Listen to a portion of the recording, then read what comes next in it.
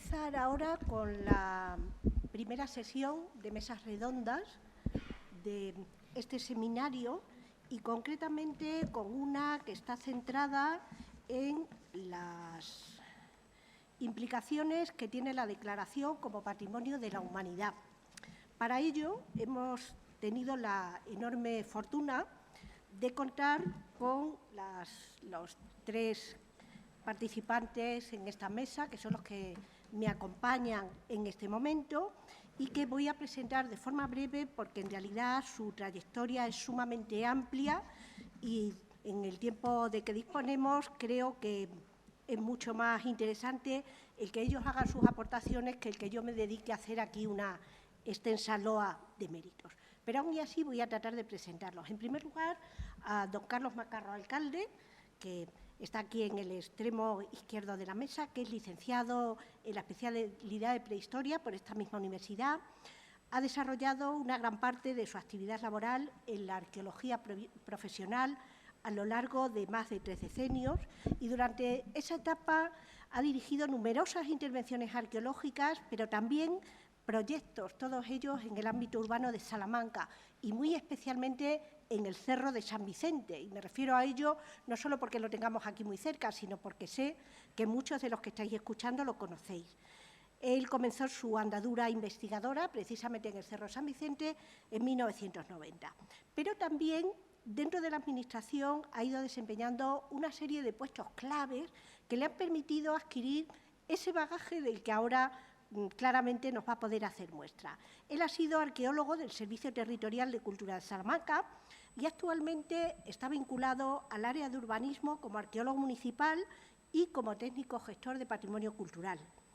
Su labor se ha centrado fundamentalmente en proyectos de recuperación y proyectos de puesta en valor del patrimonio arqueológico y etnográfico de la ciudad de Salamanca. Además, ha participado en otro tipo de estudios y de acciones, como por ejemplo la recuperación de la Calzada de la Plata en su tramo de recorrido por la provincia de Salamanca, en la declaración del yacimiento rupestre paleolítico de Siega Verde como Patrimonio de la Humanidad, que sabéis que es un logro relativamente reciente, o en el desarrollo de la Estrategia Verde Salmantina, tratando de potenciar siempre el patrimonio cultural y natural de la ciudad de Salamanca, de manera que ese va a ser su punto de partida. Nos acompaña también doña Clara Martín García, que está situada aquí a mi derecha. Ella es licenciada en Historia del Arte, pero además cuenta también con el graduado superior en Ciencias del Patrimonio Cultural por la Universidad Internacional SEC de Segovia. Ha colaborado para la Fundación de Santa María la Real en calidad de historiadora, catalogando el románico segoviano dentro de un proyecto para elaborar una enciclopedia del románico. Pero también ha trabajado como arqueóloga para la Asociación del Museo de Amigos del Museo de Tiermes e incluso ha ejercido como profesora en la Universidad SED de Segovia durante un par de años en los que estuvo impartiendo una asignatura dedicada a la intervención de patrimonio cultural como parte de la docencia en Historia del Arte.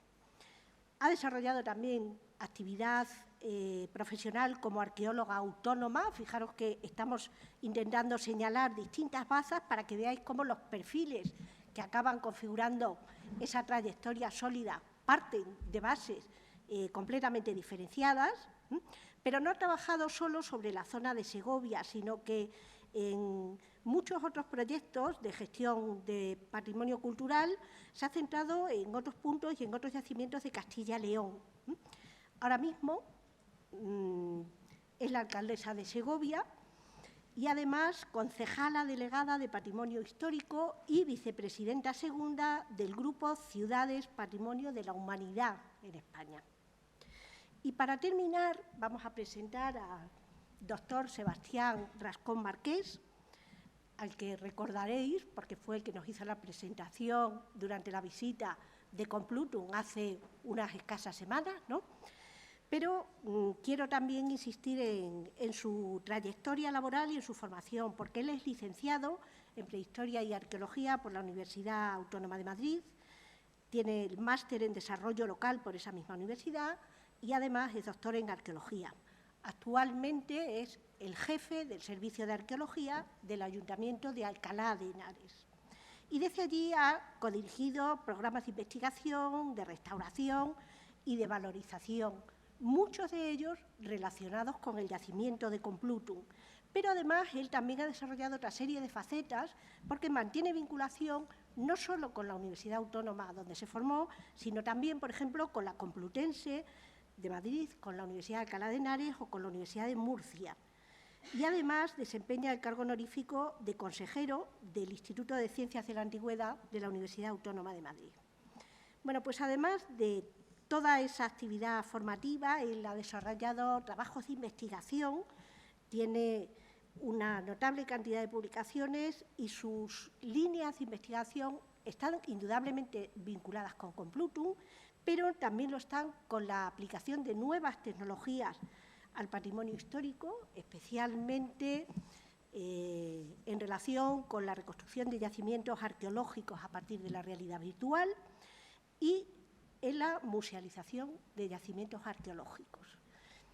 Creo que las aportaciones que ellos pueden hacer a esta mesa redonda van a ser significativas, porque evidentemente de lo que van a tratar, de lo que ellos van a hablar, es de las repercusiones, tanto de carácter beneficioso como a veces de carácter conflictivo, que conlleva precisamente ese reconocimiento por parte de la UNESCO como patrimonio de la humanidad. Y sin más, le cedo la palabra a Carlos Macarro.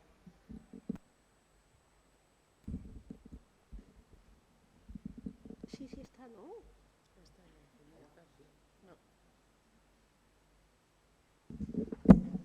Ahí había que apretar. Hola, sí, se me escucha. Vale, bueno. Muy buenos días a todos. Gracias por su presencia y gracias a la organización por habernos invitado a participar en este seminario.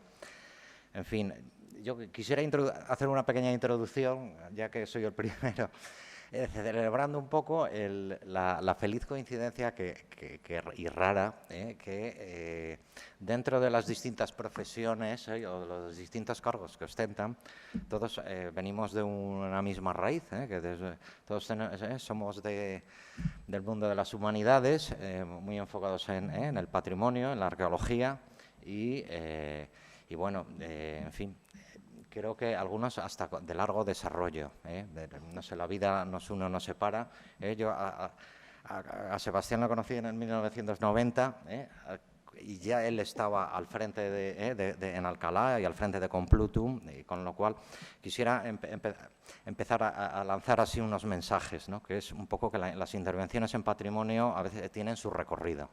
Yo siempre lo uno al mundo natural y, en fin, los parques, la vegetación, todo hay que darle un margen y ese margen con el tiempo va tomando forma y se va viendo y, en fin, si ustedes visitan o Segovia o Alcalá y se maravillan, pues que sepan que hay gente detrás, administraciones, técnicos, toda una gente, todo un grupo trabajando.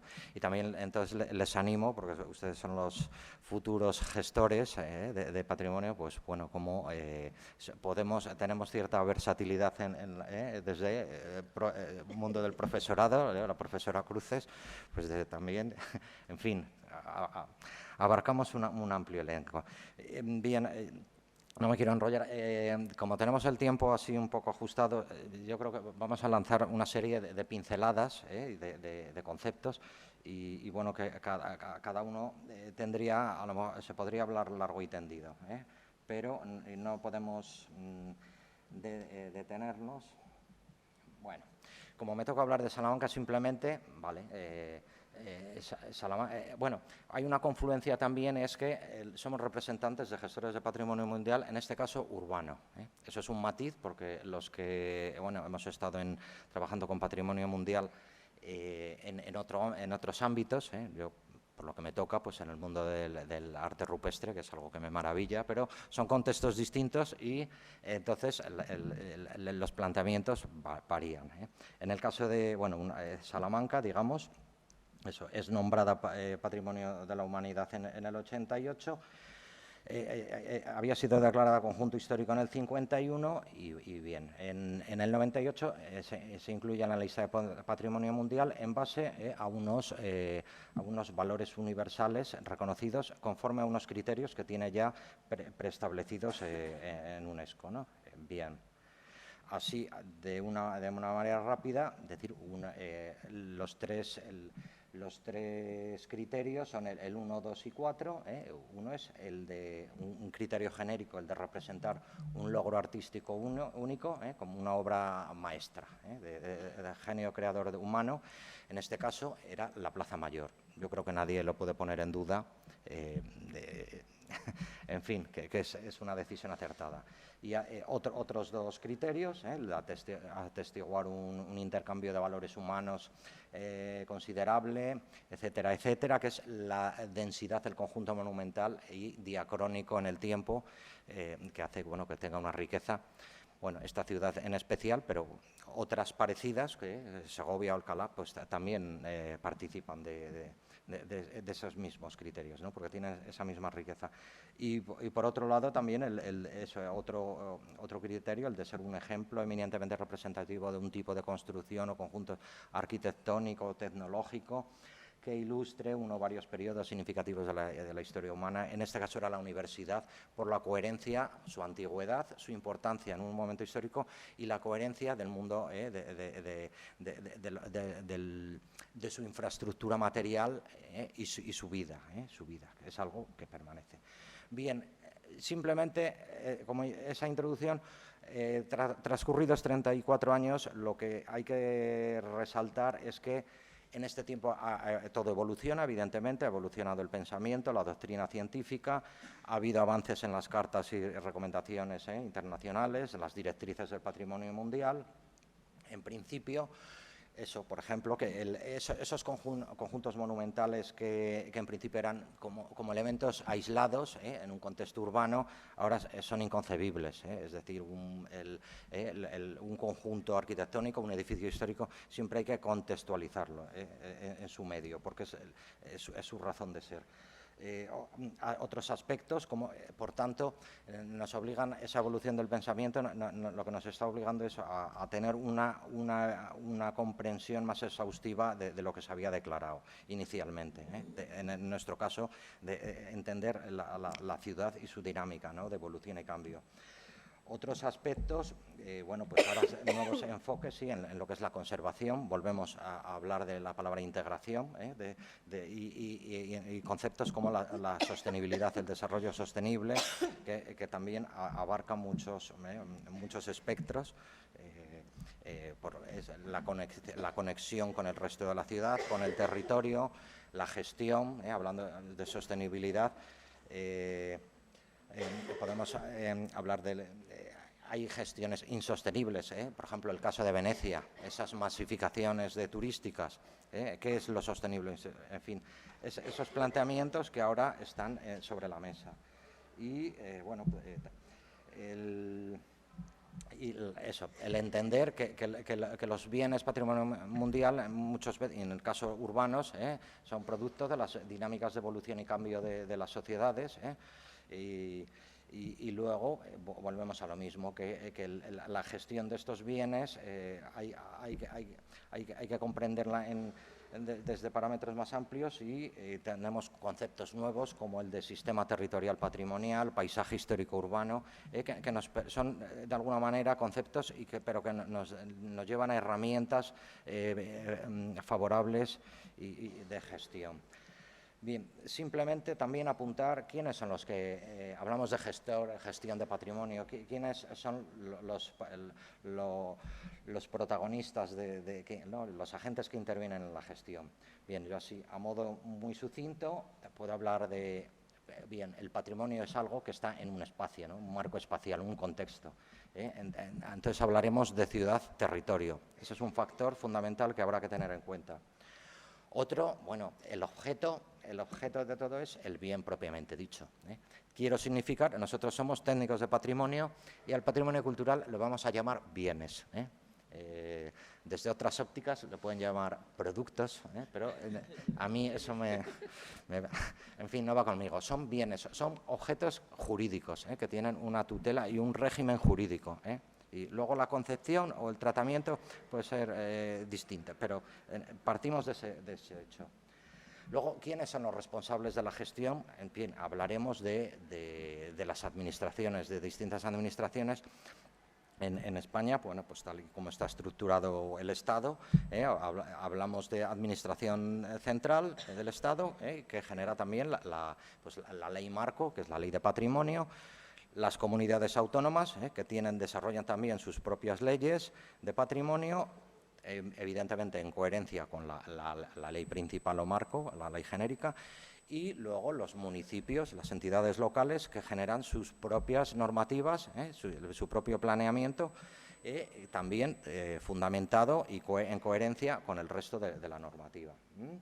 Y otros participantes, otros agentes son los técnicos, es decir, el patrimonio se gestiona con especialistas. Estamos aquí rodeados de especialistas, da igual de especialistas en régimen jurídico, técnicos de patrimonio, en restauración, documentalistas, investigadores, todos formamos parte de lo que llamaríamos técnicos. Y por último, el destinatario de todas nuestras actuaciones son los ciudadanos, más los que somos de administraciones locales. Hay que partir de la base que somos la administración más cercana, la que tiene un contacto más directo con el ciudadano para lo bueno y lo malo. Las administraciones, cuanto más se elevan, más se distancian del ciudadano y no están con el día a día en la batalla. Bien. Bueno, simplemente de manera muy sucinta eso, el contexto. Estamos hablando, somos ciudades, pero piensen que distinto es un contexto, como en la imagen que ven, una imagen preciosa del río Águeda a su paso por la estación rupestre de Siga Verde, de arte paleolítico, también declarada Patrimonio Mundial. Entendamos que la gestión y la problemática que pueda tener este yacimiento pues va a variar respecto a una ciudad, para luego también con su parte buena y su parte negativa. Sobre el bien, simplemente apuntar, repito, el bien, el objeto de nuestro trabajo es el bien cultural. Y en nuestro caso, bueno, en contexto urbano, porque representamos ciudades, y es un objeto que tiene una entidad jurídica propia, que en nuestro caso tiene una realidad física. Y me explico, estamos este espacio son los centros de saber, los centros de formación y a veces también, igual que las administraciones cuanto más altas más se distancian del ciudadano, también hay espacios en los que se distancian o se aíslan de la realidad.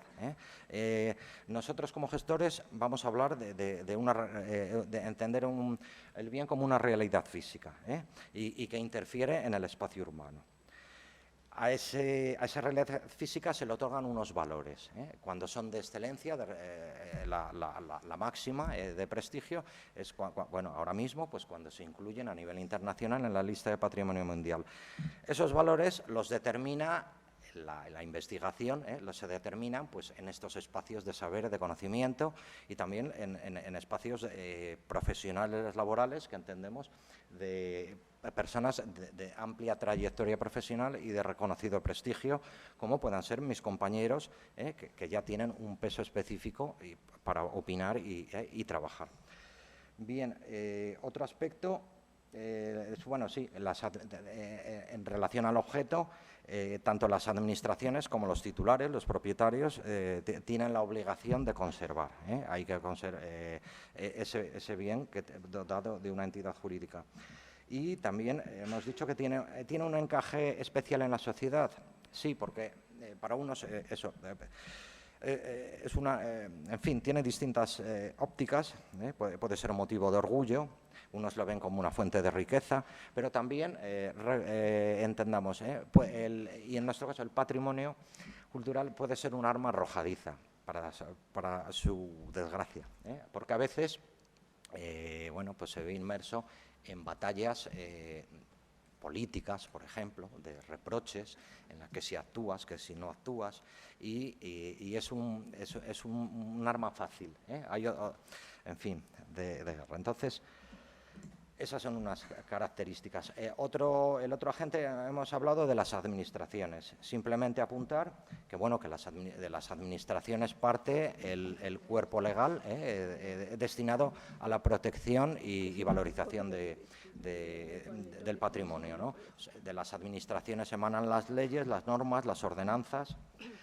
También las administraciones promueven ellas mismas acciones de recuperación y difusión. Los gestores de administraciones se promueve, se proyecta y se ejecuta. También ejercen las acciones de tutela y de apoyo. Le recuerdas al propietario o al titular lo que tiene que hacer, pero también le apoyas a través de líneas de subvenciones, convenios de colaboración y, si se porta mal, órdenes de ejecución. Por tanto, en las administraciones se detentan la potestad sancionadora. Y también, bueno, vuelvo a lo mismo, también hay distintas ópticas en su reconocimiento, los que consideran poseer un patrimonio como un bien, pero a veces es un lastre, puede ser una fuente de riqueza, un producto turístico, hay muchas visiones, y nadie va a hablar mal porque es políticamente incorrecto, pero desde aquí les digo que para muchos es un lastre. Por tanto, claro, yo cuando en las administraciones, en las distintas escalas, hay profesionales o técnicos o gente con sensibilidad, empatía hacia estos temas, pues para nosotros es una ventaja. Entonces, piensen, tener una alcaldesa que tiene nuestra misma formación es una ventaja añadida, porque vamos a contar con gente que va a tener mando, que va a poder hacer cosas y que tiene de la que parte una sensibilidad especial. Otros pueden provenir de otras áreas profesionales o de conocimiento y esto pues le puede dar más igual. Bien, los otros agentes van a ser propietarios y promotores. Bien, nosotros en nuestra ley autonómica es el artículo 24, el deber de conservación. Digamos que el patrimonio es algo que tiene el propietario, generalmente le va a tener un coste económico, le va a suponer dinero.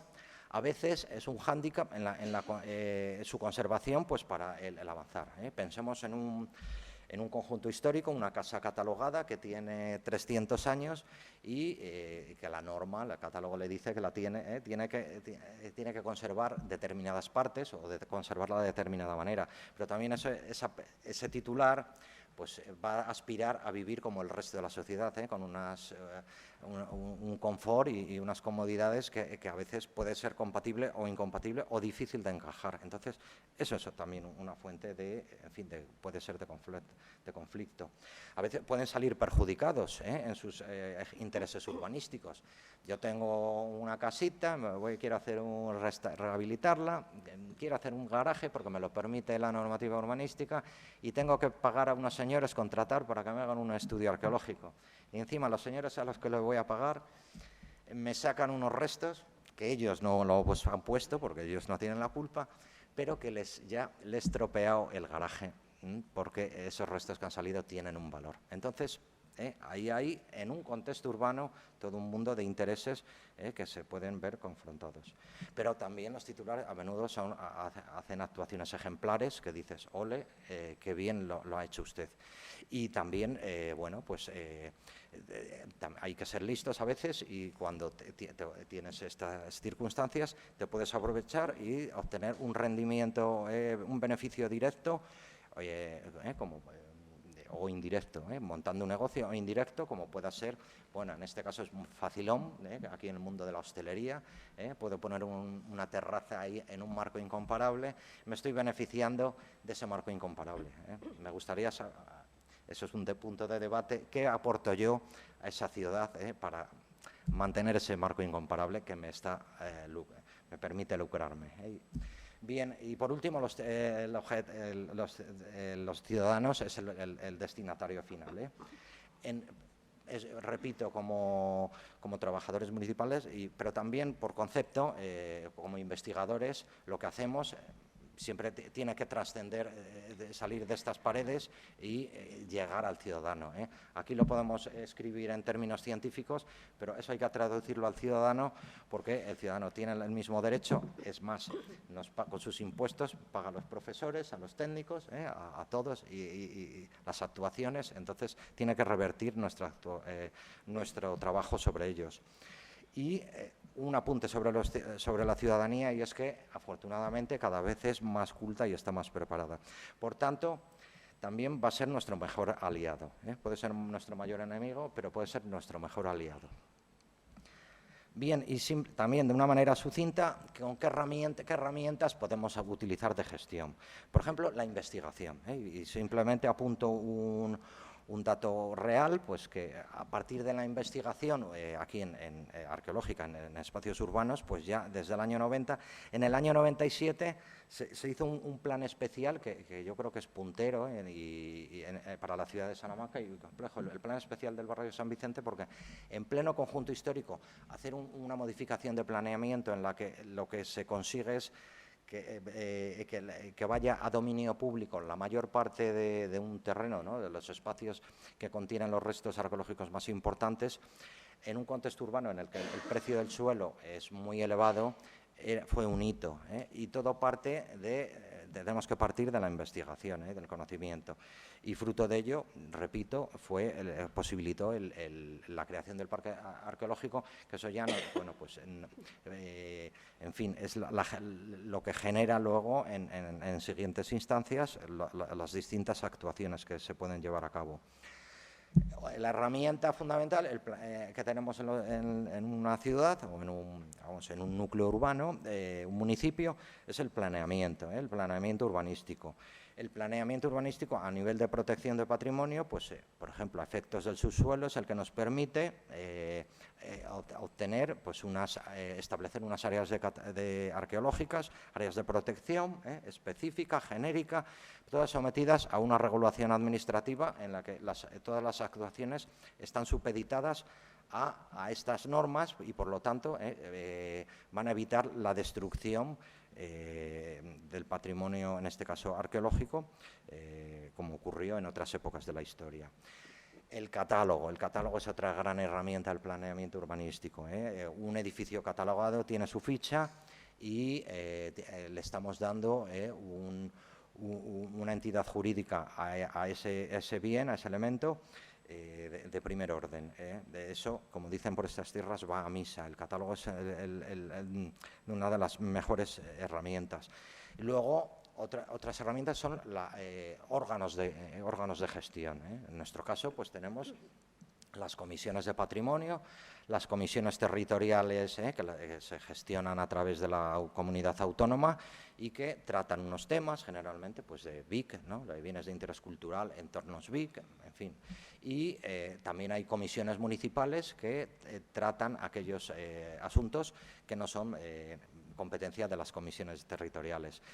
Esto es una buena herramienta porque con los órganos un proyecto se debate, se expone, se discute y de manera colegiada y aplicando, por supuesto, las leyes, las normas, se llega a un acuerdo para autorizar, o autorizar con prescripción de. En fin, esto que sepan, pues que es el pan nuestro de cada día para los que estamos aquí. Otra herramienta que ya hay en términos de patrimonio mundial son los planes de gestión. Nos los exige UNESCO, Salamanca pues tiene el suyo y simplemente apuntar que surgen por exigencia de UNESCO, pero como les comentaba al principio, porque transcurridos los años cambia la doctrina, evoluciona todo el pensamiento y a nosotros lo que nos obligó es a repensar la ciudad. Se declara en un contexto, en un momento determinado, sobre unos criterios determinados, que eso es lo que va a prevalecer y eso es lo que con los planes de gestión te va a obligar a UNESCO a conservar. Haga usted esto para conservar el valor universal excepcional que ha adquirido tal. Pero ello lo que nos ha obligado es a ver la ciudad desde otras ópticas, por ejemplo, conceptos, no sé, el concepto de centralidad, la Plaza Mayor, la centralidad, el concepto que tiene de un monumento como de ágora, que sea el núcleo vital de una ciudad, ¿no? El corazón de una ciudad, ese pulso que lleva siglos ocurriendo y que se sigue manteniendo. Esos son valores que orbitan alrededor de todas estas declaraciones. También nos obliga pues, a hacer planteamientos de gestión urbana, no con una visión exclusivamente urbanística de arquitecto, sino a ver la ciudad desde otras ópticas, otros puntos de vista, que también que están alrededor, que son ciudad y que también provocan o requieren otros modelos, otras dinámicas y otras propuestas de gestión. Se nos obliga a pensar la ciudad un poco en presente y en futuro, cuáles son las estrategias, cuáles son sus debilidades y sus fortalezas, qué se pretende. Lo que ocurre que estos planes de gestión hay que significar que no están reconocidos, es una fórmula o un documento que obliga a UNESCO, pero no está incluida en nuestro ordenamiento jurídico y entonces no es fácil su aplicación. De hecho, tenemos que buscar fórmulas. Nosotros lo hemos concebido pues, como un documento marco, una hoja de ruta, un modelo de ciudad al que aspiramos, entre otros, pero que tenemos que ir ajustando en nuestra normativa. Entonces, utilizando los recursos legales que tenemos, pues a través de planes de gestión, planes especiales, sobre todo el planeamiento urbanístico. También la ciudad es algo vivo, tanto en su propio desarrollo vital como en la investigación. La investigación es fundamental y quiero significar que cuando se declara Salamanca, se incluye en la lista de Patrimonio Mundial, había una parte de su historia que era desconocida. Había elementos... ¿Voy de tiempo? Muy justo, vale, perdón. Hemos, en el transcurso de este tiempo, ha habido aportaciones muy interesantes de la ciudad. Yo aquí pongo este esquema porque la ciudad incluida en la lista de Patrimonio Mundial es una ciudad histórica, pero corresponde cronológicamente a un tercio de su existencia. Entonces, si de 3.000 años, ¿qué hacemos con los años anteriores? La investigación nos está llevando por buenos derroteros y estamos descubriendo que esa parte anterior es sumamente interesante y también esa parte anterior es la que explica la ciudad histórica y la ciudad del presente. Todo está encadenado y todo hay que tenerlo en cuenta. Con lo cual, la investigación lo que hacemos es sumar. En definitiva, ven aquí, muestras así, los trabajos siguen y lo que buscamos es la suma. También otro aspecto, el concepto de la ciudad en su marco, en su territorio. La ciudad que deja de ser un ente que se mira a sí mismo. Aquí en la ciudad, durante muchos años, estuvo mirándose a sí misma, no miraba al exterior, no miraba al río. Cuando yo siempre lo digo, Salamanca no es la catedral ni la Plaza Mayor. Para mí Salamanca es el río, es lo que explica este asentamiento humano, es su razón de ser. Afortunadamente los tiempos cambian y ahora ha vuelto a mirar al río y como un elemento de vida y elemento de primer orden. En definitiva, todas estas actuaciones lo que estamos haciendo es implementando el valor universal excepcional. Hacemos actuaciones que suman, que pretenden sumar. Vuelvo a lo mismo, también otras ópticas. Hablamos de UNESCO, sí, pero también hay que hablar, pues hemos estado de la Agenda 2030, otros conceptos. Estamos de lleno en el siglo XXI y hay que reconectar a la ciudad histórica con el resto de la ciudad y con el territorio. Para eso también se están desarrollando, en el caso de mi ciudad, fórmulas como, se ha creado un plan especial de protección de la infraestructura verde y biodiversidad.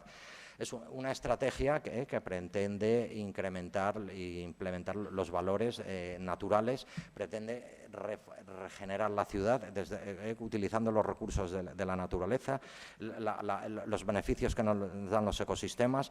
Pensemos que las ciudades han ido evolucionando al aislamiento, tanto del exterior y al aislamiento físico, llueve y no se filtra, en fin, toda una serie de aspectos que se están intentando reconducir por la cuenta que nos tiene. Estamos hablando del cambio climático, estamos en una posición geográfica muy vulnerable, vamos a pasar episodios de sequía, de calor, episodios muy extremos y tenemos que prepararnos.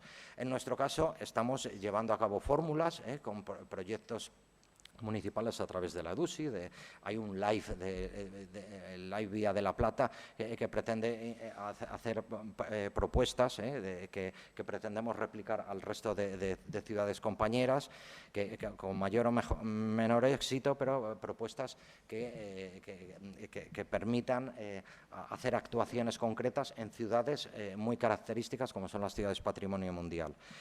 Repito, esta estrategia verde, para que tenga efecto, hemos buscado darle una fórmula basándonos en el ordenamiento jurídico español para que tenga efectos, y por eso es un plan especial. No sé dónde llegaremos, pero creo que en ese aspecto hemos partido por buen pie. Y ya les digo, estamos hablando en un contexto de crear infraestructura verde en una ciudad patrimonio de la humanidad y siendo conscientes de que estamos en un espacio geográfico con unas condiciones climáticas muy específicas. Entonces, hay que hablar de futuro, también es hablar de naturaleza por la cuenta que nos tiene. Bien, en cuanto a otras herramientas de protección, bueno, aquí la diapo, pues, es que tiene. Bien, fundamental, para proteger hay que educar, hay que difundir y hay que informar. Educación, educación, educación para llegar a buen término. Otra herramienta, es un tanto conceptual, es la ilusión y trabajo. Les he hablado muy optimistamente, que el colectivo estamos aquí, ustedes van a estar aquí, pero, en fin, todo es a costa de trabajo. Aquí nadie regala nada, y también de ilusión. Este tipo los que estamos en estos mundos, hay un componente vocacional muy fuerte, eso facilita la ilusión. Y el inconformismo, siempre hay que tener proyectos, porque siempre el patrimonio, en fin, siempre hay cosas que hacer, siempre va a haber cosas que hacer, y algo que hemos aprendido los que estamos en este lado de la barrera es que siempre hay que tener proyectos en el cajón, porque a veces el dinero es fácil, pero no tienes el proyecto. Hay que tener proyectos e ideas y a la menor oportunidad sacarlos. Vuelvo a lo mismo, el factor tiempo. No tenemos prisa, me refiero, hay prisa relativa, pero todo tiene su tiempo en hacerse. Y bueno, y aquí una serie de espacios que se han rehabilitado de distintas tipologías de patrimonio que no son las monumentales, pero es por las que también peleamos, porque también son patrimonio y son ciudad. Y sin más, muchas gracias y disculpen si me he extendido más de la cuenta.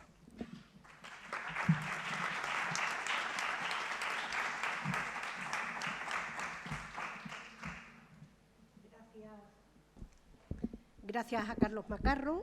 Ahora le cedemos la palabra a Sebastián Rascón, que nos va a hablar desde una perspectiva diferente, pero vamos a ver cómo en gran medida las ideas de carácter genérico expuestas por el anterior participante en la mesa van a enlazar con lo que ahora Sebastián nos va a presentar. Hola, pues bueno, lo primero, como no podía ser de otra manera, agradecer a la organización de este evento que haya contado con nuestra humilde participación. Y sin más, pues voy a hablar. A ver. Bueno, yo creo que Carlos ha hecho un resumen magnífico de lo que es la gestión que nos toca en cuanto a patrimonio de la humanidad a unas administraciones que somos las locales, que tienen sus particularidades, desde luego, y que además en el caso de las ciudades patrimonio de la humanidad, pues tienen unas características también especiales, ¿no? Está muy bien este tipo de presentaciones porque en general uno de los problemas con los que nos encontramos con frecuencia es con el gran problema de la difusión del patrimonio histórico y arqueológico en concreto, pero del histórico en general, pero muy especialmente de qué narices es lo que hacemos los técnicos municipales o los técnicos de otras administraciones en la vida. Yo creo que si yo salgo por Alcalá de Henares, donde yo trabajo, a preguntar, oiga usted, mire, soy el arqueólogo municipal, ¿usted sabe lo que hago? Pues pensarán que soy como Indiana Jones o como Tadeo Jones, peor, ¿no? Pero vamos, si fuera una chica sería Lara Croft, en fin. Es un poco lo que... Entonces, yo creo que es súper útil tener claro qué es lo que hacemos y en qué marco nos movemos, que además, como habéis visto, os voy a tutear, es un marco complejísimo, ¿no? Donde influyen un montón de cosas. Yo voy a hablar, me voy a centrar en un aspecto un poco más concreto, que es cómo afecta la gestión arqueológica a una ciudad patrimonio de la humanidad, no tanto para explicar lo que hacemos en Alcalá, sino para dejar una serie de ideas generales o incluso de interrogantes. Lo primero con lo que yo quería empezar es con esta pequeña introducción que nos lanza una primera idea, que es que al final el tipo de patrimonio histórico que tú tienes te condiciona. Como bien decía Carlos, hay muchos tipos de patrimonio, hay un patrimonio más monumental, hay un patrimonio más sensible, hay un patrimonio muy antiguo cronológicamente, lo hay más moderno, hay un patrimonio industrial. A todo ese patrimonio se asocian relatos, historias de lo más variadas, ¿no? Y son muy diferentes en ocasiones. Entonces, el tipo de patrimonio histórico en el que tú tienes, es decir, la historia concreta de tu ciudad, puesto que estamos hablando de ciudades, te va a definir y te va a condicionar. Y en el caso de Alcalá de Henares, traigo aquí esta frase que es de Manuel Azaña, presidente de la Segunda República Española y alcalaíno, además, era de una de las familias importantes de Alcalá, su padre había sido alcalde de la ciudad y tiene además una historia de Alcalá de Henares, porque era erudito local y le gustaban estas cosas, ¿no? Dice, nuestra ciudad no se extiende ni pulula ni enjembra, se traslada. Toda entera, pasito a paso en 25 siglos, ha caminado 3/4 de legua. Y lo que nos está diciendo ahí es que a principios del siglo XX ellos ya son conscientes de que el patrimonio histórico de Alcalá es lo que veis en la foto, que es un mero resumen evidentemente no es la carta arqueológica, ni es una carta de bienes protegidos, ni es un catálogo, es un mero resumen de todo ello, donde lo que nos está enseñando es que Alcalá tiene unas características muy particulares que la condicionan bastante para bien y para mal. Es verdad una cosa, que es que el patrimonio te condiciona para ambas cosas, para aspectos positivos que puedes aprovechar o para aspectos negativos, en cuanto al efecto que tenga sobre los ciudadanos y sobre los intereses de un tipo o de otro de los mismos, ¿no? Entonces, Alcalá lo que tiene, yo creo que un poco a diferencia de Segovia y de Salamanca, que son ciudades más de arqueología vertical, lo que tiene es un ejemplo clarísimo, que yo creo que es uno de los valores que tiene, aunque no está reconocido como tal valor en la Declaración de Patrimonio, que es del año 98 y que principalmente afecta al casco histórico, pero uno de los grandes valores que tiene es que es uno de los lugares donde se ve con más claridad una ciudad itinerante, que es a lo que se refiere Azaña aquí. Es una ciudad que a lo largo de los siglos ha cambiado de lugar y las manchas de colores que tenéis aquí son ni más ni menos que los diferentes momentos, o sea, los principales núcleos de población y cómo han ido cambiando a lo largo de los siglos. Alcalá es una ciudad con una presencia humana importante de unos 5.000 años, desde un calcolítico verdaderamente importante. Es evidente que no se puede hablar del calcolítico de Alcalá de Henares, sino que hay que hablar de un ámbito más amplio, del Valle del Henares. Y luego, desde a partir de ahí, hay un continuo de culturas que acaban desembocando en la ciudad romana, que es la primera vez que podemos hablar de una ciudad en el sentido que nosotros la entendemos, es decir, que sea una realidad jurídica y que además tenga una materialidad física reconocible por un urbanismo y una arquitectura determinado. Eso pasa con los romanos por primera vez, ¿vale? Es esta mancha naranja que veis aquí, aunque tiene una acrópolis aquí arriba y, bueno, por supuesto, unos enormes suburbios. Tenemos después una ciudad medieval islámica, aquí en la mancha azul, que es Calat Abd al-Salam o Alcalá la Vieja. Tenemos luego el casco histórico, que es el amarillo que veis aquí, que se corresponde con la ciudad medieval cristiana y con los desarrollos posteriores, con el desarrollo cisneriano para montar una universidad, que es la que después ha sido beneficiaria de la Declaración de Patrimonio de la Humanidad. Y luego lo que tenemos es un desarrollo brutal, como veis aquí. Esto se explica con relativa sencillez, aunque no vamos a entrar en eso ahora porque no procede, pero bueno, al final el río es el que manda, con un paisaje disimétrico, y entonces, según distintas necesidades, tanto ambientales como estratégicas, la gente se ha ido subiendo a los cerros para estar más protegida en algunas ocasiones, o se ha ido bajando al llano para tener un tipo de beneficios diferentes, como acceso al agua, acceso a las vías y otro tipo de bienes ambientales, ¿no? Entonces, evidentemente, ese patrimonio te define. Y fijaros, otra cosa que define mucho Alcalá, que es la historia reciente, ¿vale? Fijaros cómo, en realidad, en 1960, si viéramos una foto aérea de Alcalá, que no he traído, pero si la hubiera traído, tendríamos básicamente a Alcalá, que sería esto, o sea, la ciudad cisneriana, y fijaros cómo hacia 2010 lo que hay es esto, es decir, una conurbación tremenda. ¿Por qué? Pues porque al final Alcalá funciona como una parte de algo que no es una megalópolis, pero que se va pareciendo cada vez más a una megalópolis, que es la Comunidad de Madrid. Hay un corredor Madrid-Guadalajara, ocupado por la industria primero y luego por la población que va a vivir ahí y que esa actividad trae, y que conlleva que tú tengas una ocupación del medio tremendo, donde es muy complicado distinguir ahora mismo el paisaje antiguo del paisaje actual.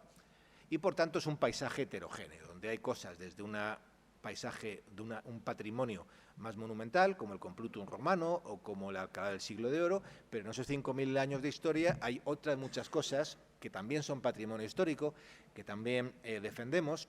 Sabéis que España asumió hace unos años el convenio de Faro, donde toda la Unión Europea manifiesta su interés por considerar que el patrimonio, todo es igualmente valioso, no el patrimonio de la época de Augusto es más valioso que el de época medieval islámica, por poner un ejemplo, y que además hay una vocación de volcarlo hacia el ciudadano para que sea un bien más para mejorar su nivel y su calidad de vida, ¿no? Entonces, junto a ese patrimonio más monumental, pues hay otros patrimonios, hay un patrimonio industrial, hay un patrimonio supersensible, que siempre es un problema atenderlo, ¿verdad? Mis compañeros arqueólogos son seguro conscientes de ellos, que es relativamente sencillo establecer acciones de valorización, de musealización, de patrimonio más o menos monumentales, de un yacimiento romano, con mosaicos y con pinturas murales, pues bueno, eso tiene una buena venta, ¿vale? Pero un yacimiento de la Edad del Bronce, donde lo que tenemos son fondos de cabaña excavados, que los excavas y ya no hay yacimiento, pues tiene una venta mucho más complicada. Entonces, con todo eso hay que lidiar. Bien, entonces la pregunta que yo planteo aquí, en primer lugar, que planteamos unas cuantas preguntas, es: ¿procede entonces en realidad una gestión arqueológica municipal? Porque procedemos del ámbito municipal, pero nos viene bien, vivimos de eso, hacemos un trabajo, yo creo que nos gusta, pero a lo mejor no hace falta tener una gestión arqueológica municipal. En España, la Ley de Patrimonio Histórico Español del año 85, los aspectos jurídicos son importantísimos, porque si no hay una armazón jurídica no hay quien defienda nada ni quien haga nada, establecen que son las comunidades autónomas las que reciben la competencia principal del patrimonio histórico, artístico, monumental, arqueológico y científico. Pero, sin embargo, diversas normativas posteriores, entre ellas esta que os traigo aquí, la de racionalización y sostenibilidad de la administración local, que es de 2013, lo que establece es que el municipio tiene como competencias propias al patrimonio histórico, ¿no? Y en cualquier caso, sí que ocurre una cosa, y es que el municipio, la ciudad, el ayuntamiento en este caso, es el principal involucrado en lo que hemos llamado aquí la creación de una cadena de valor del patrimonio histórico.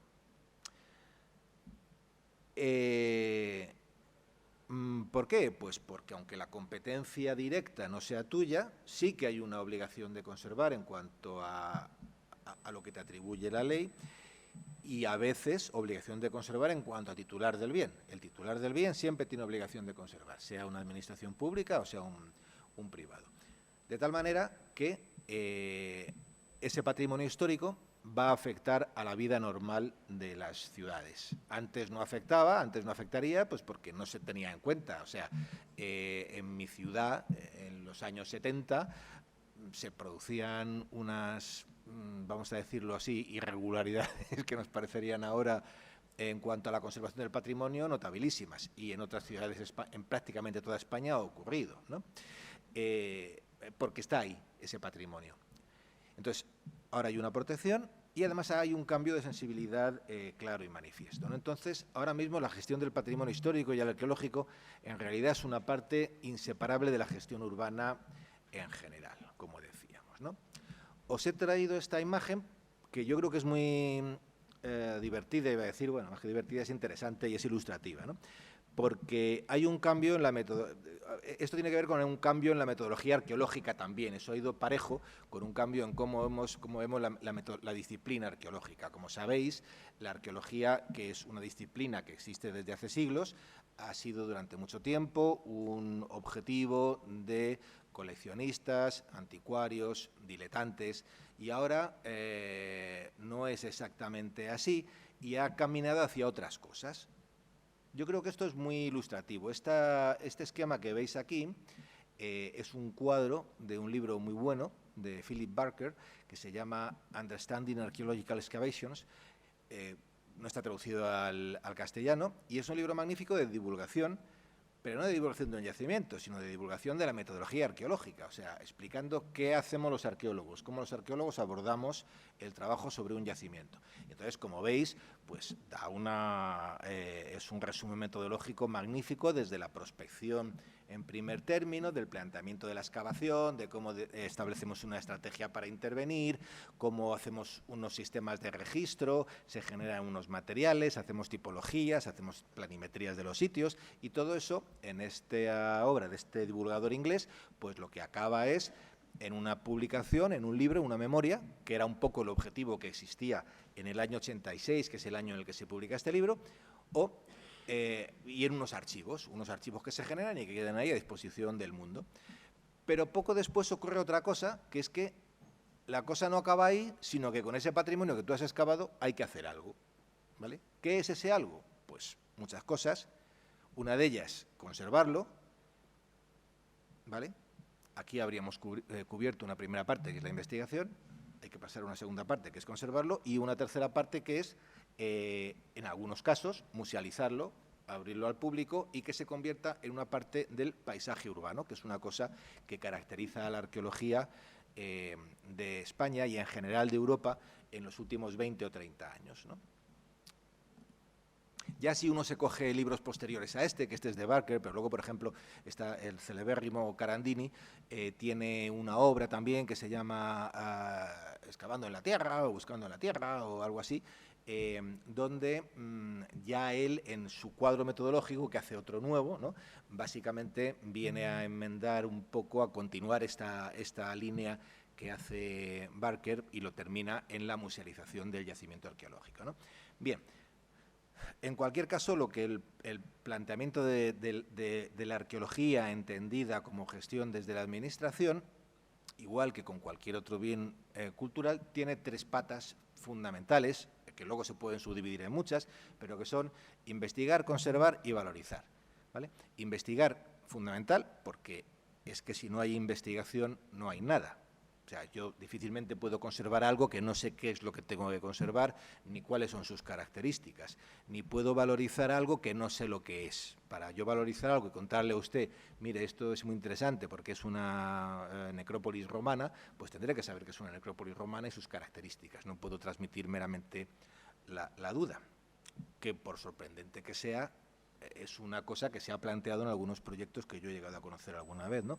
Y en último término, valorizar, que a su vez se puede entender de muchas formas. Hay una valorización, digamos, top, que es la musealización del yacimiento, cuando tú los restos los abres al público, los haces visitables, etcétera, etcétera.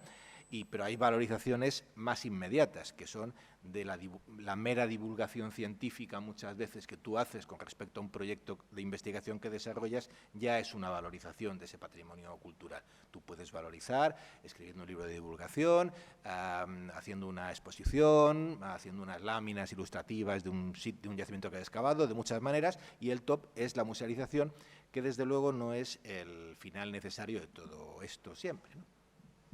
Bueno, dicho esto, ¿cómo se estructura la gestión arqueológica? Pues en esto voy a ser muy rápido porque además lo ha explicado muy bien ya Carlos antes, con lo cual no voy a daros más la lata con esto. En Alcalá de Henares en concreto, yo sí me voy a referir a cuál ha sido, en este caso, nuestra historia arqueológica, ¿no? Nosotros en este tipo de encuentros pues venimos, contamos lo que se hace y parece que es una cosa como muy estructurada, sólida y pensada.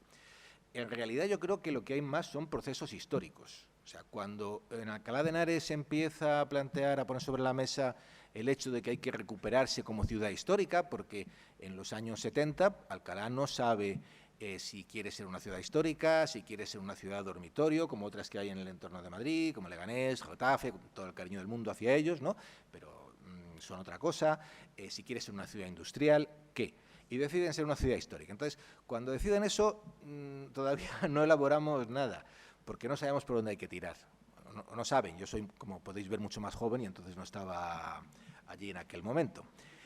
Y entonces, esto es un viaje que va descubriendo cuál es el destino, a pesar de lo cual, si uno puede conocer el destino antes, es mejor, ¿no?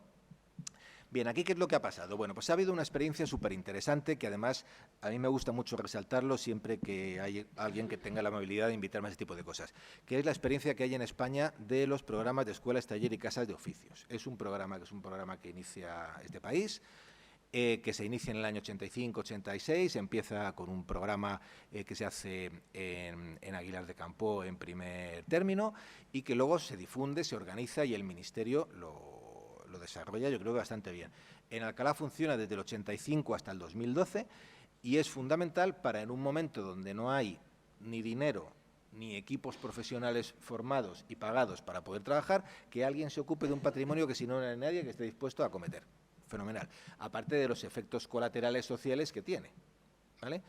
De atacar directamente al paro juvenil primero, que luego se amplía a otras edades también, de formar especialistas en muchas disciplinas. Yo una de las cosas que más me satisfacen de mi paso por Alcalá es que al final, con los programas de formación estos que hubo en su momento hasta el año 2012, gran parte de los, no tanto de los arqueólogos, como más bien de los auxiliares de arqueología y de los peones que trabajan en la Comunidad de Madrid, han pasado por la formación que hemos dado en Alcalá de Henares, lo cual en sí mismo yo creo que es muy bueno, ¿no?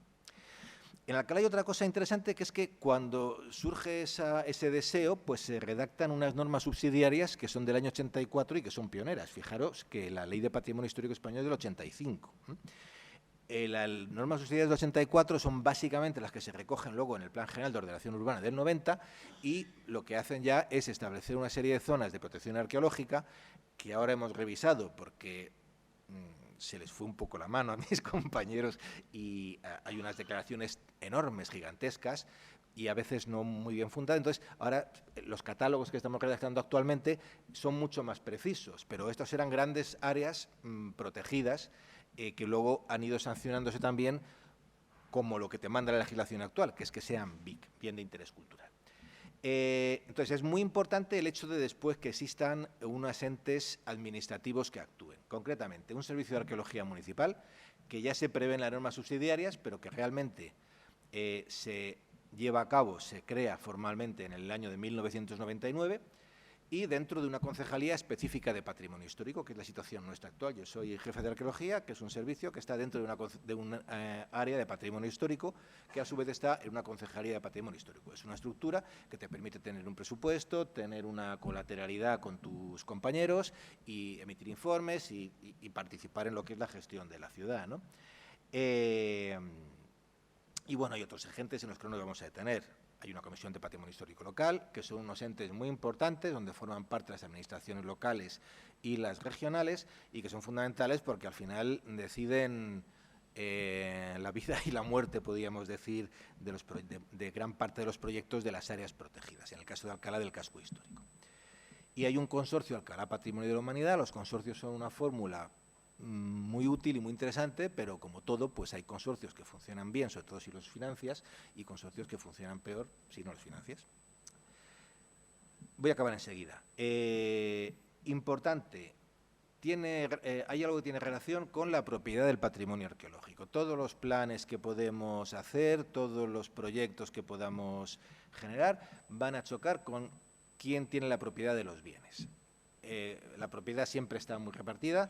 En el caso de Alcalá ha habido una acción, yo creo, bastante inteligente, que ha sido la adquisición de gran parte de los grandes espacios arqueológicos de la ciudad. La ciudad hispano-musulmana de Alcalá la Vieja, que veis a la derecha, o la ciudad romana de Complutum. Son espacios que son municipales. En el caso de la ciudad romana de Complutum, pues hubo que hacer una adquisición que se formalizó en el año 88, y gracias a eso es por lo que tú puedes desarrollar un programa de un parque arqueológico ahora mismo, ¿no? Bien, y ya para terminar, decir que existen, como no puede ser de otra forma, grandes planes. Nosotros no tenemos un plan de gestión todavía elaborado. Los planes de gestión también han ido avanzando a medida que ha pasado el tiempo en cuanto a la concepción. Yo creo que antes, hace 20 años, se concebían como una herramienta urbanística y ahora no es exactamente una herramienta urbanística, por lo que te pide la UNESCO no es que tengas una herramienta urbanística, que también tienes que tenerla, lógicamente, sino que tú sepas qué vas a hacer con ese bien desde el punto de vista de la acción cultural, social, económica, etcétera, etcétera, ¿no? Entre los planes que estamos desarrollando, de grandes planes de visitabilidad, rehabilitación, etcétera, está el Parque Arqueológico de Complutum, que es de lo más reciente, por eso me refiero a él, porque generamos un plan director en el año 2021, pero incidiendo en lo que decíamos en un principio, hay que pensar que a este plan se llega cuando tú llevas trabajando ya sobre este bien cerca de 30 años.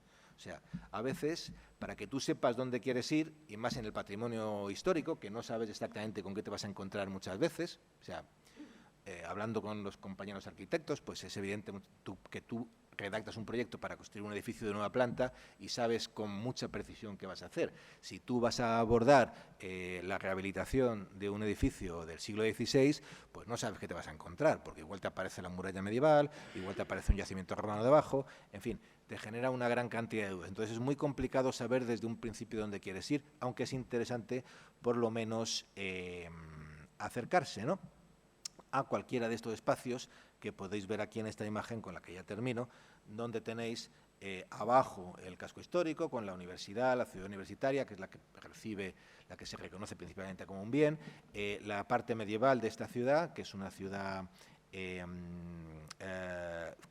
la calle Mayor, que fosiliza una calle medieval trasladada a lo largo de los siglos hasta la actualidad, el Parque Arqueológico de Complutum y algunos de los detalles del patrimonio sobre el que estamos interviniendo, ¿eh? Los romanos, los islámicos medievales, etcétera, etcétera. Así es que, bueno, pues con esto termino y a esperar lo que queráis preguntar luego.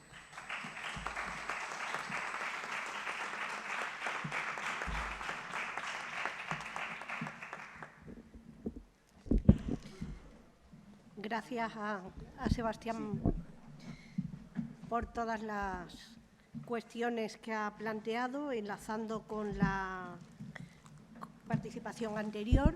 Y ahora continúa Clara Martín García, que tiene también una intensa, quizás menos amplia trayectoria porque es más joven que el resto de los que formamos parte de la mesa, pero que estoy segura de que también nos va a poder proponer ideas y experiencias de gran interés. Bueno, pues muy buenos días. Gracias por invitarme a participar esta mañana en la universidad, que siempre venir a la universidad es un privilegio y sobre todo con vosotros, que seréis los que cogeréis el relevo. Espero que no dentro de muchos años estéis vosotros también aquí y participéis también de la gestión del patrimonio, que al final yo creo que es un patrimonio de todos y en el que todos tenemos que participar, pero que tiene que haber buenas cabezas que piensen sobre la gestión y desde luego foros como este espero que os ayuden a vosotros a pensar y reflexionar en cómo intervenir en el patrimonio histórico, que es una gran responsabilidad, por cierto. Bueno, pues esta es Segovia. Yo os voy a contar un poco la parte más práctica de lo que es la gestión en el día a día de una ciudad patrimonio de la humanidad. Segovia es la primera ciudad declarada Patrimonio de la Humanidad de España en 1985. En la misma declaración se declaró también Ávila y Santiago de Compostela, pero nosotros, estrictamente en orden, fuimos los primeros. En base a tres valores, universales excepcionales. El primero de ellos fue por, sobre todo, lo que es el conjunto de monumentos que atestiguan el bagaje histórico, también la herencia cultural que atesoran precisamente estos monumentos y, por último, esa realidad histórica que teníamos en nuestra ciudad y que está reflejada también en este patrimonio. Bueno, pues esta ciudad, que tiene estas vistas incomparables y que creo que tenemos, además, la suerte de poder tener un entorno en el que la naturaleza y el patrimonio histórico forman parte de una sola entidad. No sabes si el campo y la naturaleza entra en la ciudad o la ciudad es parte de la naturaleza. Es al final esa simbiosis entre el territorio, dentro del territorio, la que yo creo que es uno de los valores también que nos hace únicos. Y en esta declaración de Patrimonio Mundial nosotros contamos que, para que os hagáis una idea, el ámbito declarado Patrimonio Mundial es todo el área coloreado en color sepia, que es básicamente todo este entorno, todo el interior del recinto amurallado y parte del acueducto, porque la declaración de Patrimonio Mundial de Segovia es la ciudad vieja de Segovia y su acueducto. Es una declaración única, pero también declara todo el acueducto, que, para que os hagáis una idea, el acueducto tiene un recorrido de 16 kilómetros. Es un cordón umbilical que nos conecta directamente con la Sierra de Guadarrama. Por lo tanto, es una declaración, desde el punto de vista de la planimetría, un poco compleja. Todo lo que veis en azul es el área de amortiguamiento de la ciudad de Patrimonio Mundial. Es decir, casi más del 43% de la ciudad está protegida por la Declaración Patrimonio Mundial y su área de amortiguamiento. Son sobre todo los valles del río Eresma, que está al norte de Segovia, y el valle del río Clamores al sur. Y el tercer caudal, que sería en este caso el acueducto, que discurre en esta dirección. Como os decía, Segovia es declarada en 1985 Patrimonio Mundial de la UNESCO. En ese momento ya contábamos con una declaración de 5 conjuntos históricos y una figura un poco peculiar que tiene más bien una concepción más desde el punto de vista de protección del patrimonio ambiental, que es la figura del paraje pintoresco, que es de 1947 y lo que viene a proteger son las alamedas de la ciudad, las del río Eresma y las del río Clamores.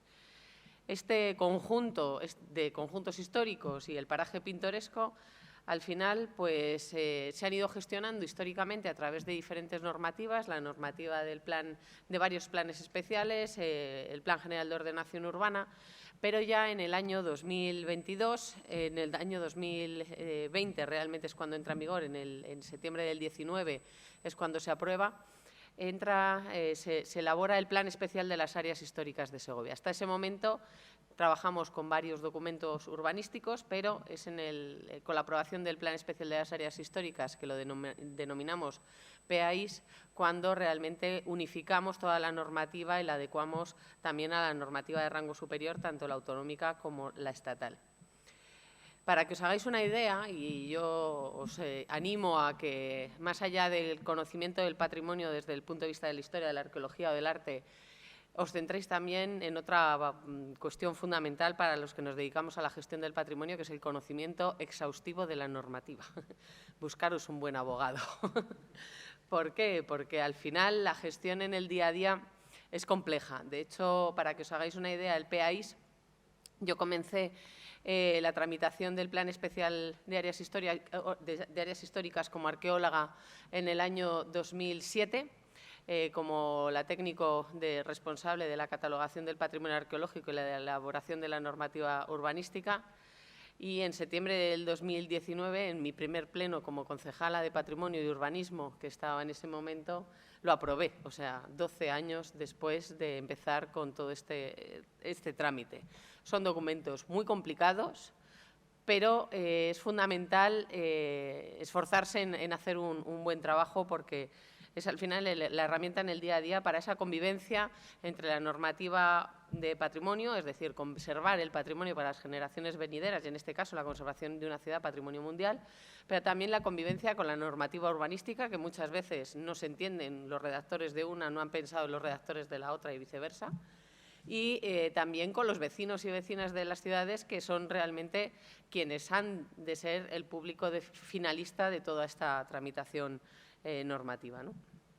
Pues como os decía, aquí tenemos parte de los conjuntos históricos declarados. Son, como veis, tenemos declarados conjuntos históricos hasta las vistas protegidas de Segovia. Todo el entorno que habéis visto de la ciudad, que es zona rústica, suelo rústico, es suelo rústico con protección cultural, porque a día de hoy tenemos las vistas protegidas. Es decir, yo en el entorno de Zamarramala o en otros entornos no podemos edificar porque son conjuntos históricos protegidos. Ahora mismo, por ejemplo, a modo de anécdota, se ha elaborado un plan regional que os voy a enseñar, espera, aquí. Este de aquí es, por ejemplo, el Hospital General de Segovia. Se va a hacer una ampliación del hospital y para poder hacer efectivo ese cambio de clasificación de suelo rústico con protección cultural a un suelo urbano, para poder dotarlo de esas infraestructuras sanitarias que en una ciudad son imprescindibles, pues ha sido necesario que la Junta de Castilla y León haya redactado un plan de interés regional que haya hecho todo el cambio de clasificación y los estudios de los impactos de las vistas y demás. ¿Por qué? Pues porque están dentro de esos entornos declarados conjuntos históricos de vistas protegidas de la ciudad de Segovia. Todos estos entornos, como ya os digo, que han estado protegidos desde mediados del siglo XX, han condicionado el crecimiento de Segovia. Como veis, Segovia se ha ido acercando cada vez más a la sierra, cada vez más a la Sierra de Guadarrama, en torno al eje del acueducto. El acueducto, para que os hagáis una idea, esta es la plaza de artillería, la plaza del Azoejo, y continúa por este recorrido, y a ambos lados se han ido desarrollando históricamente y luego ya en época contemporánea los distintos barrios. Porque precisamente esta protección del patrimonio de la ciudad ha condicionado drásticamente el desarrollo urbano de la misma. ¿Y cómo hacemos? Porque entendemos que hay que conocer el patrimonio para poderlo proteger. Esa es la base primera de todo, hay que saber qué es lo que tenemos, qué tipo de patrimonio tenemos, qué necesidades tiene ese patrimonio, y para ello hay que hacer una investigación que es la base de todo nuestro plan especial. Para ello se ha hecho, por ejemplo, un catálogo, este catálogo de edificios protegidos de la ciudad. También tenemos catálogo de espacios libres privados que son protegidos en distinto tipo de rangos. También se ha hecho la carta arqueológica parcela por parcela de cada una de las zonas urbanas del ámbito del plan especial. Es decir, se ha hecho un estudio bastante importante, porque tenéis que tener en cuenta que, por ejemplo, Segovia, a día de hoy tenemos desde yacimientos con abrigos de época paleolítica hasta un arte contemporáneo, o sea, arquitectura contemporánea que también está catalogada. Tenemos una complejidad, no como en el caso de Alcalá o en el caso de Salamanca, que se ha ido trasladando la ciudad. Nosotros todo lo tenemos dentro, no nos hemos movido, porque la condición topográfica del entorno ha provocado precisamente que todo se haya dado en el mismo espacio. Y eso con la complejidad que lleva, que al final tiene una irregularidad también en la orografía que provoca que no todos, por ejemplo, los mismos potenciales estén en todo, los potenciales arqueológicos sean iguales en todo el recinto amurallado. Hay zonas que, por ejemplo, te puedes encontrar pegadas a la muralla con potenciales de más de 10 metros de estratos de sedimentos arqueológicos, y zonas en las que levantas un adoquil del suelo y te aparece la roca. Entonces, bueno, pues tenemos esa complejidad. Y por eso lo más importante, lo que hemos hecho un esfuerzo muy, muy importante, ha sido precisamente en conocer nuestro patrimonio y en hacer esa catalogación, que aún así siempre tiene errores. Aquí nadie es perfecto y siempre hay que ir adecuándolo. De hecho, para que os hagáis una idea, se entra en vigor el plan especial en enero del 2020. Estamos terminando ahora la tramitación de la aprobación de una modificación del plan especial para ir adaptándolo, porque tenéis que entender que no tienen que ser documentos encorsetados. Esa investigación, como os digo, también afecta a monumentos como tal. Por ejemplo, aquí en el caso de la muralla de Segovia, Segovia es una de las 3 ciudades que conserva íntegro todo su recinto amurallado y para nosotros es un bien de titularidad municipal. Tenemos la suerte o la desventaja, no sé cómo llamarlo, de que el ayuntamiento sea el titular de 2 de los monumentos más importantes de Segovia, como son la muralla y el acueducto. 2 bienes para los cuales no cobramos entrada para su visita y con lo cual no podemos revertir los ingresos en su conservación y eso nos genera importantes problemas de cara a financiar las intervenciones de rehabilitación, restauración o de conservación preventiva. Por eso, por ejemplo, ahora estamos restaurando un tramo de unos 400 metros de longitud en una zona de la ciudad y hemos acudido al 1,5% cultural del Ministerio de Movilidad, Transportes y Agenda Urbana precisamente para poder abordarlo. También apostamos pues eso, por el patrimonio arqueológico, aunque no os lo creáis, Segovia tiene más restos arqueológicos romanos más allá del acueducto, doy fe, y de hecho esto es una de las actuaciones que gracias al Plan Impulsa Patrimonio que nos ha dado el Ministerio de Turismo a las ciudades Patrimonio Mundial, que nos ha dotado de los fondos Next Generation a 3 millones de euros a cada una de nuestras ciudades y si no nos veis aquí dando saltos, nos falta poco, porque es un hecho histórico que se haya visto ese potencial que tiene el patrimonio de nuestras ciudades para desarrollar la actividad económica de nuestras ciudades y, por lo tanto, es una noticia estupenda para nosotros y en Segovia una de las actuaciones que vamos a abordar es precisamente la recuperación de estos restos arqueológicos que están a 6 metros de profundidad de la calle, una cripta arqueológica que se excavó en los años 90, que se ha quedado soterrada y olvidada en el paso de los tiempos hasta que bueno, pues han tenido la suerte o desventaja de tener también una alcaldesa arqueóloga que ha decidido que una de las actuaciones a desarrollar es precisamente esta y son precisamente los restos del foro romano de la ciudad de Segovia. Como os decía, tenemos un patrimonio muy variado y el patrimonio industrial en Segovia tiene un peso importantísimo porque, de hecho, tenemos la Real Fábrica de la Moneda de Felipe II, un edificio también catalogado que es bien de interés cultural en la Alameda del Río Eresma y todo la Alameda del Río Eresma tiene un patrimonio industrial y etnográfico muy potente con muchos molinos, varios pues eso, diferentes elementos etnográficos que también hay que proteger y que también están dentro de ese patrimonio natural protegido por el paraje pintoresco. Y luego, pues bueno, tenemos aquí a nuestro buque insignia del patrimonio de la ciudad, que es nuestro acueducto. El acueducto, como os decía, es un bien de titularidad municipal y es precisamente porque ha estado en uso hasta los años 50. Segovia no tenía otra forma de abastecerse de agua que a través del acueducto hasta que se hizo una presa en época de la dictadura y ya se cambió el sistema de abastecimiento, pero hasta ese momento no teníamos otra fórmula, con lo cual el acueducto ha seguido en pie. Pues básicamente porque ha estado en uso, si no estoy segura de que al perder el uso posiblemente en algún momento de la historia habría caído y lo hubiesen desmontado, porque es muy golosa la materia prima que tiene para la construcción de otros edificios. Así también ha pasado en época romana, tenemos restos de sillares, de grandes sillares de granito dispersos por toda la muralla, que precisamente en época medieval desmontaron infraestructuras y obras de época romana para la edificación de la muralla. El acueducto, como os he dicho, son 16 kilómetros de recorrido hasta la sierra y tenemos un problema porque es que no se conoce el recorrido de época romana en todo el tramo extraurbano, solamente tenemos atestiguada la originalidad de la obra romana en lo que es la Plaza del Azoejo, que es lo que veis en la imagen, pero todo el recorrido extraurbano y todo el recorrido urbano desde que entra en la muralla, ahí al final de la imagen lo veis, desde que entra dentro de la muralla hasta el Alcázar, toda la obra que conocemos está remozada y rehecha en época de los Reyes Católicos. Con lo cual, el principal reto que tenemos ahora que afrontar es conocer el acueducto romano en su parte, pues, en la parte completa de todo el monumento.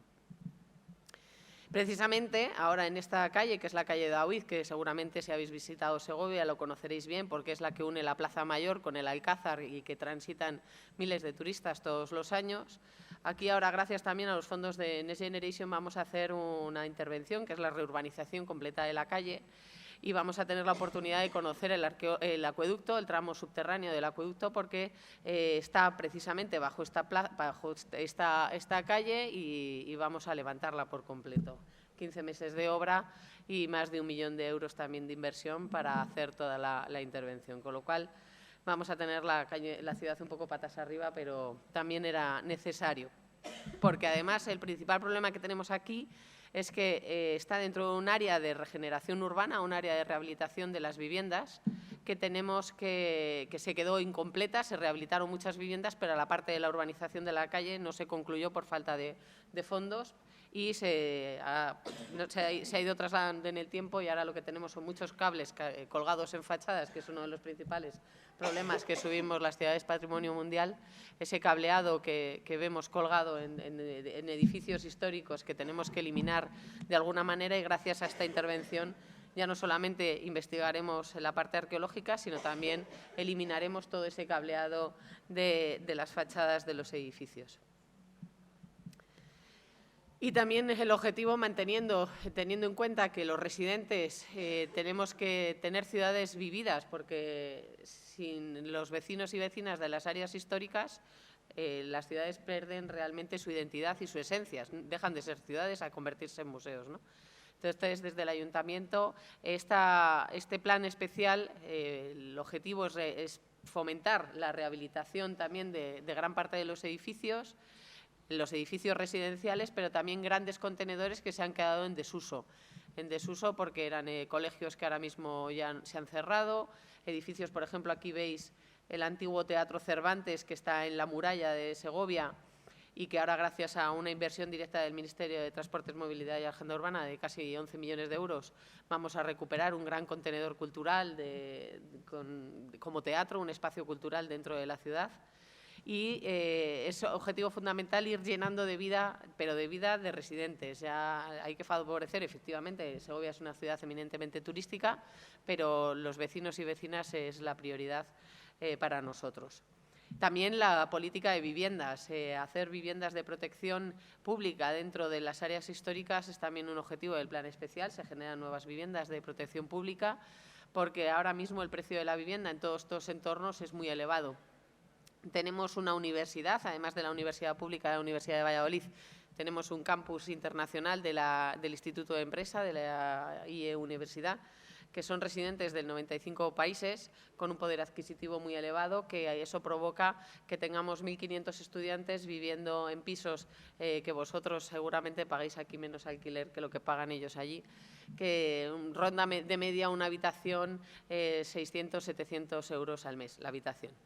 Con lo cual, os podéis imaginar lo que eso supone para una familia de clase media que quiere ir a vivirse en un piso. Los propietarios de las viviendas al final los rehabilitan estos pisos para los estudiantes que únicamente quieren vivir en el recinto amurallado y que están elevando el precio de la vivienda de una manera desorbitada y que nosotros como Administración no podemos intervenir porque es un contrato privado. Y claro, ahí está generando una problemática. Por un lado está bien porque están rehabilitándose muchos edificios precisamente para generación de viviendas, pero está eliminando a los residentes del recinto amurallado y trasladándose allí únicamente los estudiantes universitarios. Tenemos que ver esa fórmula de gestión. Estamos fomentando varias residencias para que se puedan trasladar a residencias y dejar libre esa vivienda. Y bueno, confiamos también en que las próximas legislaciones en materia de vivienda también puedan regular de alguna manera este tipo de especulación, porque al final yo entiendo que es una especulación pura y dura por el precio del alquiler, que la verdad es que está lastrando el desarrollo de los vecinos y vecinas del barrio. También tenemos la renovación de la edificación no catalogada. Para nosotros, tener esos edificios que no están catalogados, que muchos de ellos se han quedado abandonados porque son edificios antiguos, pues bueno, damos la opción a su demolición. Si no tienen un especial interés porque son construcciones de poca calidad, se da pie a su demolición y sustitución por nuevos edificios, y en ese sentido pues somos flexibles a la hora de poder intervenir y poder dar opciones de actuación.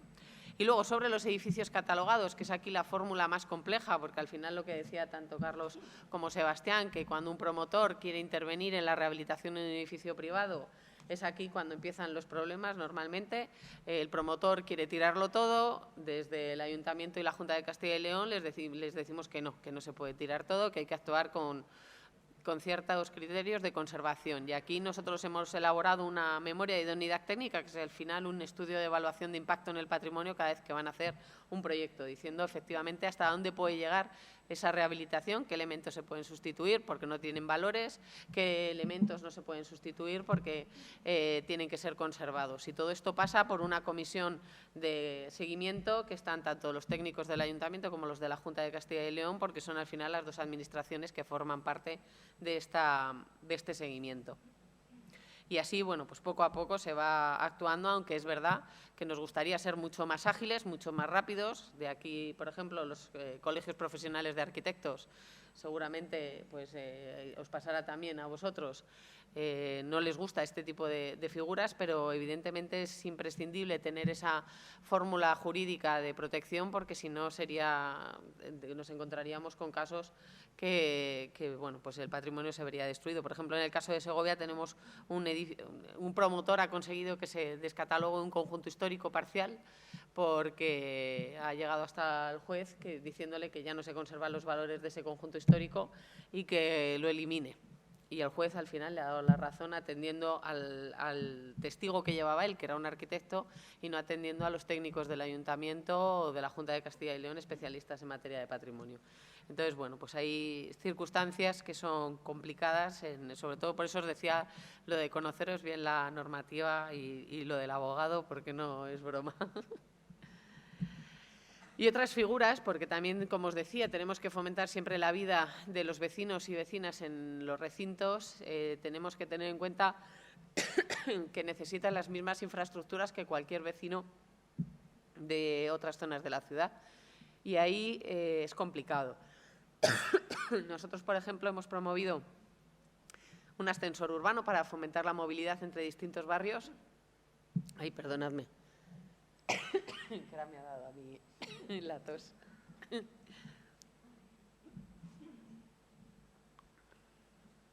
Mejor.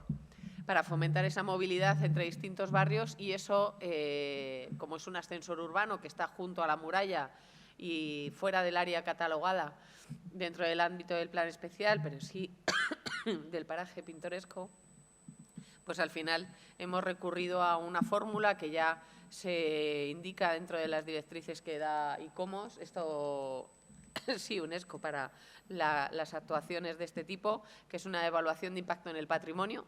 Es decir, hasta qué punto yo puedo hacer esta intervención urbana sin que afecte en el patrimonio y poder garantizar esta accesibilidad y estos servicios.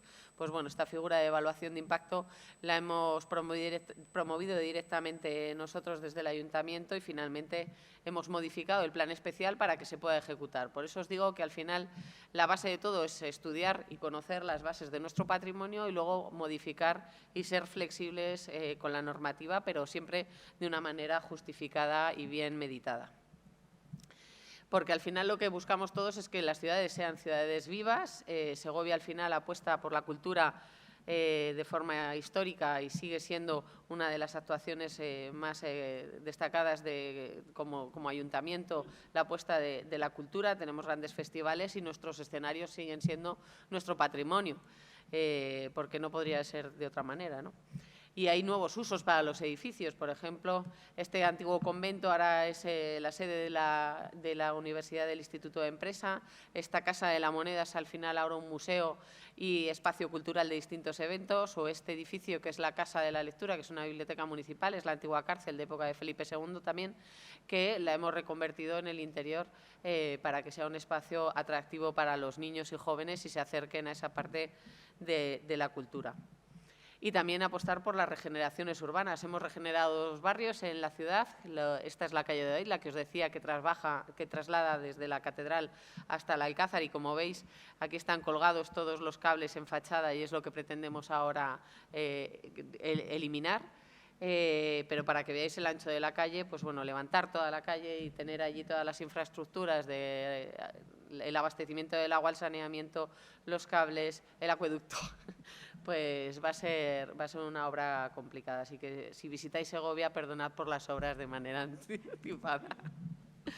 Pero bueno, nos ha dado buenos resultados porque hemos regenerado sobre todo el área de las Canojías y el área de la Judería, y son 2 barrios en los que ahora mismo tienen residentes, viven vecinos y se han garantizado que sean viviendas que tienen todos los servicios y condiciones de habitabilidad, que al final es lo más importante.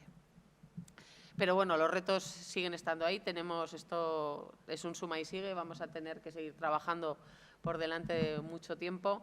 La conservación de nuestro patrimonio es fundamental. El acueducto, la muralla u otros monumentos no van a dejar de necesitar esa conservación y esa restauración.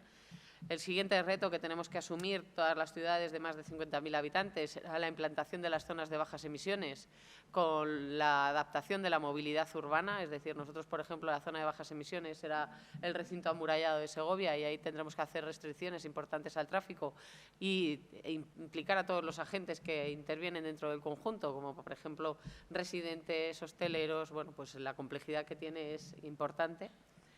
Los servicios públicos que accedan, por ejemplo, a la fibra a todas las áreas históricas, que no siempre llega la fibra a todas las casas. El precio de la vivienda, como os decía antes, o la accesibilidad y el desempeño de otras actividades económicas que, más allá del turismo, se puedan desarrollar en este espacio. Y eso es todo. Muchas gracias.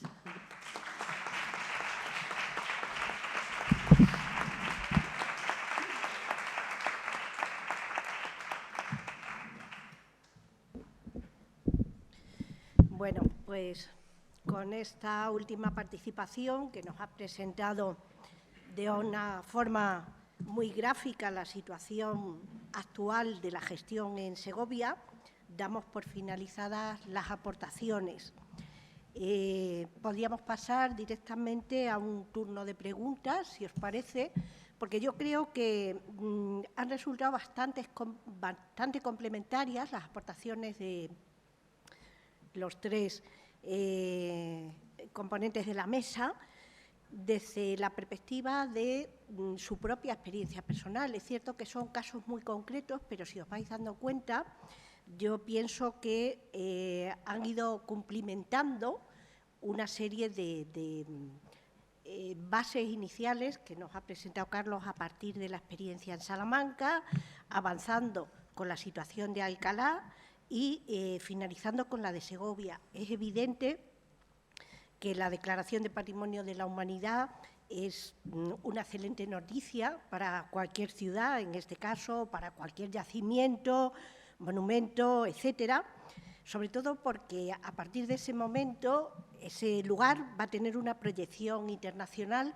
que se va a ver potenciada de una manera absolutamente exponencial, pero también porque hay una serie de costes, ¿no? Hay una serie de inconvenientes que van aparejados a los beneficios y, de hecho, hace un momento Clara nos lo acababa de exponer en relación con el tema de la recuperación de barrios olvidados, con la integración de nuevas tecnologías, con hacer la vida fácil a los vecinos.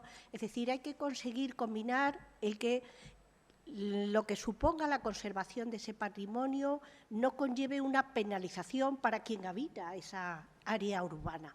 Y esa es una tarea compleja, difícil. Si os acordáis, cuando hablábamos de este tema en clase, yo os decía que no hay una receta única. ¿Os acordáis que ese era mi punto de partida, ¿no? Que hay que mantener una postura alerta y totalmente flexible, porque, desde luego, las soluciones son muy diversas y, además, es absolutamente imprescindible el que tengamos un asesoramiento desde todas las perspectivas.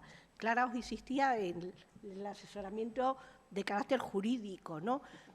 Son necesarios muchísimos más, Y, desde luego, para que los proyectos salgan adelante y, sobre todo, no se pierdan los avances logrados en fases anteriores, es necesario, como os decía, mantener esa labor de vigilancia, pero también esa relativa adaptabilidad a circunstancias particulares. Bueno, empezamos un turno de preguntas. ¿Alguien quiere plantearles alguna cuestión? Porque, desde luego, a partir de la experiencia que tienen ellos tres, estoy segura de que os pueden solucionar cualquier pregunta que queráis plantearles. En consonancia con lo que se comenta la Agenda 2030 de sostenibilidad y de las nuevas tecnologías, ¿hay algún plan a futuro relacionado con los modelos de sostenibilidad, sobre todo en el turismo, para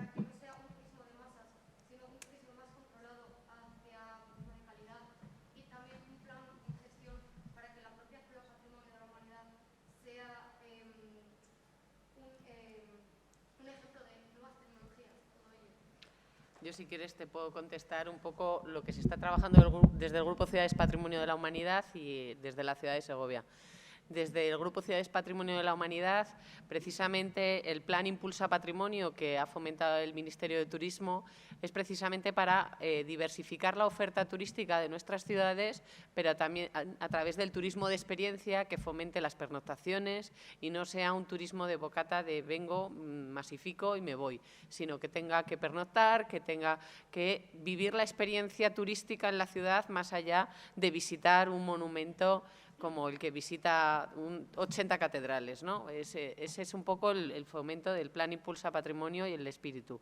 Paralelamente estamos trabajando también con la digitalización en la red de destinos turísticos inteligentes para que se nos financien esas herramientas digitales de cara a la sostenibilidad turística, para saber, por ejemplo, hacer las reservas con antelación, incluso para la movilidad. Es decir, tú saber cuando vas a visitar una ciudad dónde vas a poder aparcar, qué hoteles tienes de oferta, cuál va a ser la venta de turismo de entradas que puedes comprar. Toda esa digitalización ya estamos trabajando con ella, aparte de la monitorización de los monumentos, que también es importante para saber qué capacidad de acogida tienen nuestras ciudades para evitar precisamente esa saturación. Ese es el objetivo ahora mismo como grupo que estamos trabajando con el Ministerio de Turismo y también con el Ministerio de Cultura. Estamos yendo además más allá a otras direcciones generales, por ejemplo, de telecomunicaciones, para abordar el problema del cableado en las áreas históricas, pero también para garantizar que, por ejemplo, la fibra llegue a todas las casas de las áreas históricas, que muchas veces se amparan en que, por los problemas que puede generar la intervención arqueológica, no la quieren llevar, ¿no? Y garantizar también esa accesibilidad a la digitalización por parte de los vecinos.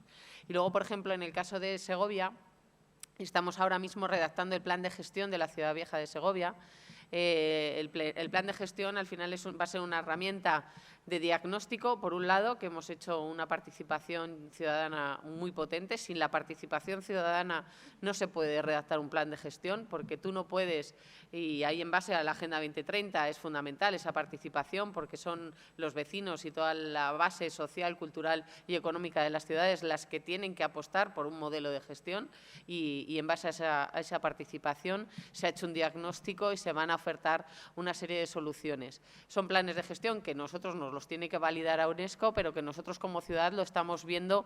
Además de, paralelamente, hemos hecho, por un lado, el diagnóstico del plan de gestión que nos solicita UNESCO, pero también el diagnóstico de la Agenda Urbana y de la Agenda 2030 para llevarlo todo alineado en la misma dirección. No separar la parte histórica del resto de la ciudad, sino entender la ciudad como un conjunto.